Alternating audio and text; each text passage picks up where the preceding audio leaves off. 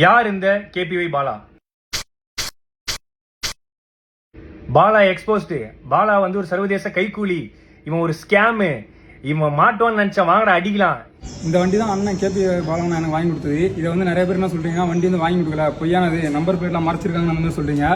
இது வண்டி ஜெப்டோ நான் தான் ஓட்டுறேன், அண்ணன் எனக்கு வாங்கி கொடுத்த வண்டி தான். எவ்வளோ வன்மம் இல்லை.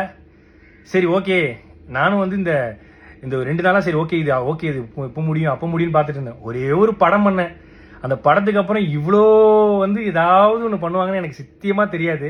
ஒரு சின்ன கான்ட்ரவர்சி ஒன்று போயிட்டு இருக்கு இந்த ஆம்புலன்ஸ் ரிலேட்டடா. ஆம்புலன்ஸ் பார்த்தீங்கன்னா கொடுக்குறப்ப இல்லை டிடி அப்படின்னு சொல்லி மென்ஷன் ஆயிருக்கும். அது வந்து நாங்கள் கொடுத்த அடுத்த நாளே எங்களுக்கு தெரிய வந்துருச்சு அது வந்து டி மட்டும்தான். அன்னைக்கு பண்ண பெயிண்டிங் ரீஒர்க்னால வந்து டின்னு எக்ஸஸாக ஒன்று ஆட் ஆயிட்டுன்னு சொல்லிட்டு எஃப்சி முடிஞ்சதுனால இது நம்ம கேரேஜில் போட்டோம். அதுக்கு ரீப்ளேஸ்மெண்ட்டாக ஆம்புலன்ஸ் நம்ம கொடுத்து அது பயன்பாட்டில் இருந்துட்டு தான் இருக்கு மக்களுக்கு. அதில் எந்த விதமான பிரச்சனையும் எதுவுமே கிடையாது. ஸோ இந்த ஆம்புலன்ஸ்னால எவ்வளோ குழந்தைங்க பிறந்தாங்க, எவ்வளோ பேர் உபயோகம் அடைஞ்சாங்க, எவ்வளோ உதவி பண்ணுச்சுங்கிறத பற்றி யாருமே பேசவே இல்லை. இந்த ஆம்புலன்ஸ் வந்து ஒரு நம்பர் பிளேட், ஒரு டி பிரச்சனை, சின்ன டி, அந்த டி பிரச்சனையை வச்சுக்கிட்டு எவ்வளோ பண்றாங்க. இந்த ஆம்புலன்ஸ் மூலியமாகவும் இந்த எத்தனை ஊருக்கு தண்ணி இல்லாத ஊருக்கு தண்ணி கிடைச்சி அந்த ஊர் மக்கள் வாழ்ந்துட்டு இருக்காங்க, எவ்வளோ ஆட்டோ டிரைவர்ஸ் இருக்காங்க. அது மட்டும் இல்லாமல் இந்த ஆம்புலன்ஸ் எவ்வளோ பேர் பிழைச்சிருக்காங்க இந்த ஆம்புலன்ஸ் சர்வீஸ்ல. அது இல்லாமல் எவ்வளோ பசங்க வந்து படிக்கிறாங்க. இதெல்லாம் சொல்லக்கூடாது. அதெல்லாம் யாரும் நம்ம வந்து நல்ல பண்ற விஷயங்களை, பாசிட்டிவான விஷயங்கள் எதுவுமே போடுறதில்ல. ஏதோ ஒரு சின்ன டி ஸ்டிக்கர் பிரச்சனை, அதை வச்சுக்கினியும் எக்ஸ்போஸ்டு முகத்திரை கிழிஞ்சது, அதுலயும் ஒருத்தர் போட்டிருக்காரு சர்வதேச கைக்கூலியா. ஐயா நான் தினக்கூலி, அது கூட பரவாயில்ல. இந்த ஹாஸ்பிட்டல் வந்து இவன் கட்டுறான், எப்படி இவனுக்கு உள்ள காசு? ஏங்க நான் ஈவென்ட் போறேன், நான் வந்து ஆங்கரிங் பண்றேன், நான் படம் நடிக்கிறேன், ஆட் ஷூட் பண்றேன், அதை தாண்டி நான் ஃபாரின் ஈவெண்ட்ஸ் போறேன். இதுலயும் வந்து இவருக்கு ஃபாரின்ல இருந்து யாரோ காசு தராங்க. யாருங்க காசு தருவா அந்த காலத்துல? என்கிட்ட ட்ரஸ்ட் கிடையாது, என்கிட்ட எந்த விதமான கிரவுண்ட் பண்ணி ஆக்டிவிட்டிஸ் பண்ற எதுவுமே கிடையாது. நான் சொந்தமா சம்பாதிக்கிறத மட்டும்தான், நான் டே நைட்டா ஓடி சம்பாதிக்கிறதா பண்றேன். அதுலயும் எப்படி ஹாஸ்பிட்டல் கட்டினா அவ்வளவு காசு வேணுமே, இவ்வளவு காசு வேணுமே? ஏங்க நான் வீடு கட்ட வேண்டிய அந்த கால் கிரவுண்ட் இடத்துல பின்னாடி அமுதவானன் ஒரு கால் கிரவுண்ட் வாங்கி அரை கிரவுண்ட்ல வீடு கட்டுற இடத்துல நான் வந்து ஒரு சின்னதா ஒரு கிளினிக் கட்டுறேன். அதுக்கு வந்து சொல்றாங்க எப்படி வந்து இவருக்கு இவ்வளவு காசு கிடைக்குது?